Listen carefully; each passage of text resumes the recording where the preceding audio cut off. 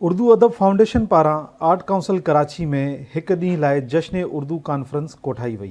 Conference में नामयारनि शाइरनि, अदीबनि, अदाकारनि समेत civil society जे माण्हुनि शिरकत कई।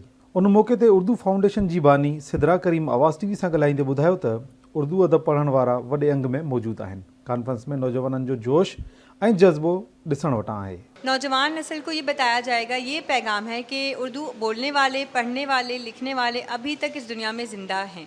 उर्दू की रिवायत कहीं पर ख़त्म नहीं हुई, उर्दू की रिवायत चलती आ रही है। प्रोफेसर डॉक्टर शादाब जो चवणु हो त अंग्रेज़ी मीडियम वारो नओं नस्ल उर्दू अदब ॾांहुं तेज़ी सां अची रहियो आहे, जेका ख़ुशी जी ॻाल्हि आहे। उर्दू ॿोली तासुब ख़त्म करण लाइ वजूद में आई हुई।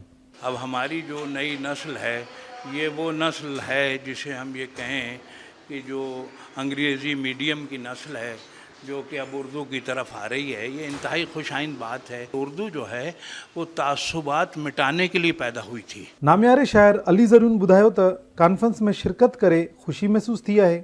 कराची वारा उर्दू अदब के सब खां वधीक पसंद कंदा आहिनि। मैं ये कहना चाहूँगा कि ये उर्दू अदब के लिए, उर्दू शायरी के लिए, लिटरेचर के लिए, कराची के लिए और पूरे पाकिस्तान के लिए खुशाइन मकाम है कि एक रोज़ा कॉन्फ्रेंस यहाँ पर मुनक़्क़द हुई है।